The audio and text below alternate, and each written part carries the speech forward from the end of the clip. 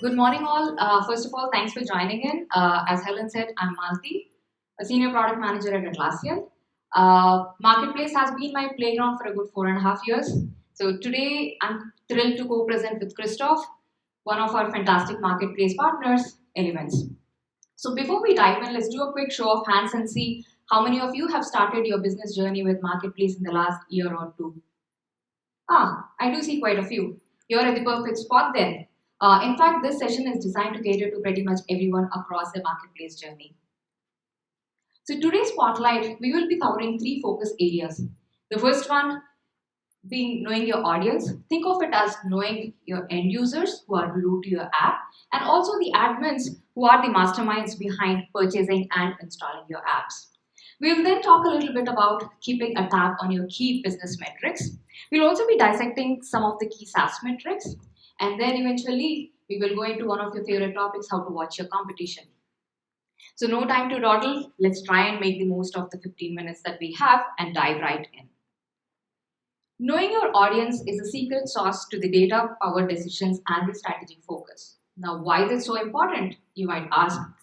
It does bring more precision to your sales and marketing efforts. It gives you the customer-centric focus for your product planning and road mapping. And more importantly, it helps you focus your resources on the audience that generate the most ROI to your business. Who are your users? By leveraging the data that we provide, you can understand your customer tiers, editions, demographics, and by knowing some of this information, you can figure out the common trends and patterns across your customers, such as which industry they belong to, what could be some of the product use cases that they might be having, and which geographical locations that they belong to. This data would help you segment the customers by the potential value that they bring to your business and may even help you identify the gaps and the growth opportunities. Now consider this. By leveraging insights into the license, the tier size or the user count of your parent product, you can increase the conversion rate of your evaluation by prioritizing the high potential opportunities. This information could be a treasure trove for your support team to prioritize the requests from the high potential customers. On your left-hand side, you can see that the customer segmentation by the editions of the parent product. Now, the editions here are standard, premium, and enterprise. This does act as a way for you to understand what are the product use cases of your customers. Say, for example, you have more enterprise customers, which means that they might be having access to features such as advanced roadmaps and assets, which will help you build some capabilities for your apps in these areas. On your right, you see the segmentation by the demographics. For instance, if you have most of your customers, say in EMEA, ISO, data residency, GDPR could be some of the focus areas that you could be focusing on. So regardless of how you analyze and segment your data, end of the day, it has to align with your strategic objectives that you have set for your business. Just a quick note, all of the data that we are showing here is available via Marketplace REST API. Now with that, I will hand it over to Christophe for a fascinating perspective on how users are finding you. Thank you. Hi everyone. Now we'll explore 3 methods to get insight into how users are discovering your app and what they are looking for. First, we'll talk about the search term endpoints provided by the Marketplace API. Then we'll be talking about marketing attributions. And finally, we'll see how Google Analytics 4 can complement the Marketplace API. The top search keywords endpoint provide information on the most searched terms in the marketplace. You can utilize this data to gain insight into the popular topics that users are searching for, which is what we see on the slide. Additionally, you can also obtain search terms that have led users to your app listing. With this data, you can optimize your app category or your listing in order to improve visibility in search results. However, it's important to note that these results indicate that most users are primarily search for specific app or partner names. For example, a single app accounts for 3% of the total search volume. Another interesting endpoint is the zero search keyword. You can utilize it to identify the search terms that did not produce any result. I suggest filtering by platform and hosting to obtain more precise data, like we did by showing only Jira Cloud searches. To gain further understanding, we also display the category name. This can be used for two purposes. First, if you feel that your app is relevant to the search terms, you can add them to your listing in order to capture that traffic. If you are on the lookout for new opportunities, this could be a valuable input to explore blue oceans where no one has yet provided a solution. Malathi, do you have anything to add? Absolutely. So here is an interesting insight. 4 times more users land directly on the app listing page as compared to the home page of a marketplace, indicating that users do extensive research even outside of marketplace. Even our qualitative research has shown that admins more often than not resort to community and external sources such as Google for further exploration. So one of the tips here is one, be active on community and harness all the goodness that community provides. And two, please invest in SEO to improve your Google search rankings. Over to you, Christophe. Thanks. The licensing endpoint can provide information on the marketing attribution of your licenses. Using this data, you can understand which channels led to evaluation. For example, you can understand if a license is related to a paid campaign or an organic search. A drawback, however, is that this approach will be only effective if the user follows the funnel all the way to the evaluation. Another limitation is the inability to access the specific search terms entered by users. With this limitation in mind, you might consider using Google Analytics in addition to it that will provide more information about the channels, the search terms, or the UTM tags of your marketing campaigns that led to your listing. Please note that Google Analytics is unable to track users beyond the point where they click on the try or buy button. Now, I pass it on to Malathi, who will show you how to track your performance using data. Thanks, Christophe. So let's talk about the key metrics to keep your fingers on the pulse of your performance. First of all, the holy grail of the business finance metrics, that's the MRR or the monthly recurring revenue. Next, we'll talk about churn. It's often cost effective to retain your customers than to chase new customers. Churn gives you insight into the gaps in the usability of the product or even the gaps in your pricing. Then we will explore the other interesting metric, which is the app request and the app approval rate. Your end users can request an app from their admins, and admins have the capability to approve and then install the apps that the users have requested for. Now, this could be monitoring these numbers could really help you understand and give you a peek into your user behavior and how admins perceive your app. So here is a snapshot from the MRR information that's available via the Marketplace REST API. It also has a bunch of other components such as the opening MRR during the start of a month, closing MRR, contraction and expansion parts of the MRR. This metric gives you an insight into your business's current status and performance. We do recognize that various businesses have different approaches in how they calculate MRR. However, we have kind of aligned the way we calculate with our core products, that is Jira and Confluence. We also provide variants as part of this API so that you can pick one that suits your needs. So please note, this API is currently offering MRR for the cloud apps, providing data up to the previous month at any given point of time. Christophe, do you have anything to add to this? Yeah. Oh, thank you.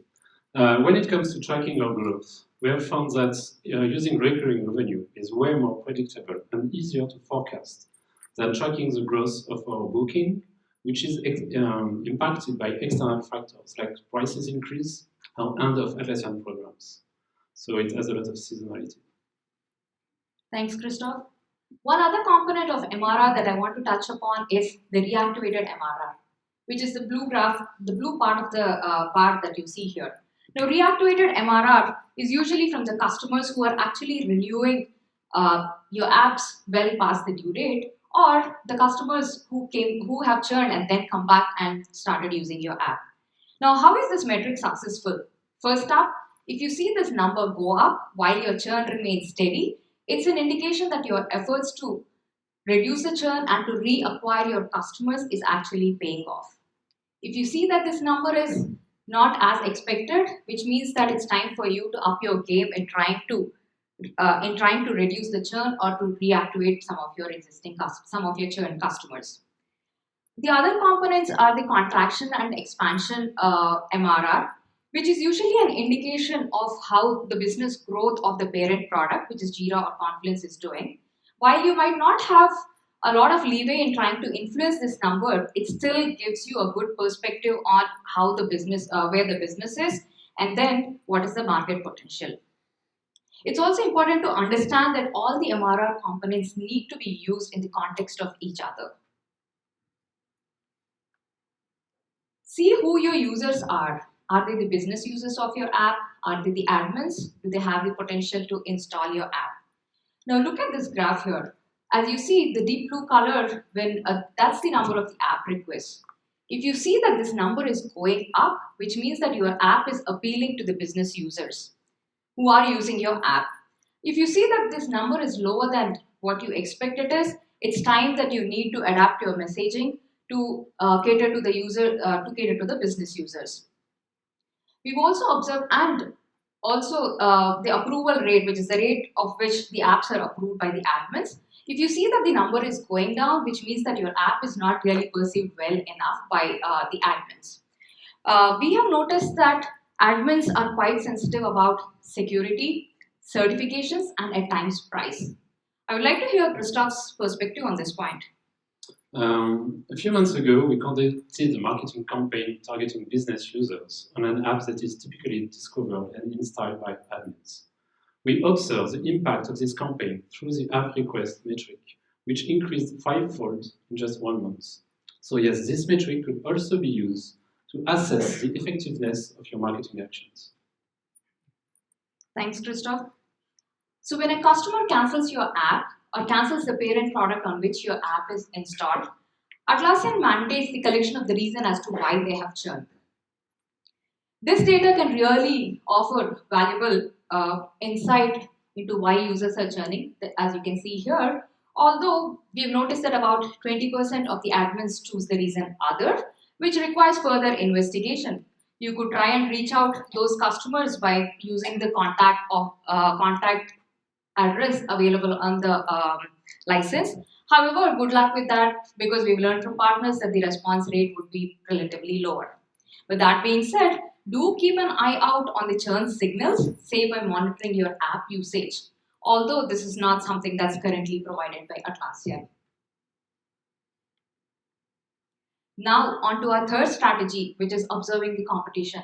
And who better to shed light on this than Christophe, someone who's always on the lookout, analyzing and evaluating their competitors. So over to Christophe to spill all the beans on the exciting details. Keeping an eye on competition involves tracking a ton of metrics. We're talking about pricing comparisons, diving into where you stand in the marketplace hierarchy, or understanding the competitive landscape segmentation. Having a good pricing strategy is key. Using the Get App Pricing endpoint, you can easily obtain the pricing of any app sold on the marketplace. Here are 3 needs that can be addressed. First, you can use it to compare your pricing with your competitors. This can be visually represented using charts, as we can see here. You can be notified when a competitor has updated its pricing by creating an automatic task. Another question that you might ask yourself is, how should I price my new app? Creating a calculation sheet that will compare your pricing with existing app is really easy. Keep in mind that while pricing is an important factor for customers, that's not the only one. They also pay attention to other things like reliability, security, user experience, and of course, features. Another question that might rise is, how can I assess my progress? With the add-ons endpoint, you can retrieve the active install count of any app distributed on the marketplace. Although this metric is biased, as it includes free apps, unlicensed apps, and merged together on platform, it can still be used to compare apps against each other. There are numerous use cases. You could compare your performance with other apps over time. You can understand the dynamics of a specific market you're considering entering, or you could forecast your growth by examining other apps' evolution. This data is updated every Monday, so I suggest fetching it now so that you can accumulate sufficient historical values. But looking at the growth of active install may not be enough. Another question that might come up is how big are the users of other apps? You can get an initial answer by looking at the user count metric provided by the endpoint I mentioned earlier. By analyzing this data, along with the active install count, you can gain insight into your competitors' growth in terms of average instance size. Here, we can visualize the growth of the same 4 cloud apps we had on the previous slide over the last 15 months. The growth of the orange one is quite intriguing. Its number of installs decreased slightly, but it appears that it had gained more seats, indicating that the partner may have taken actions to attract large customers.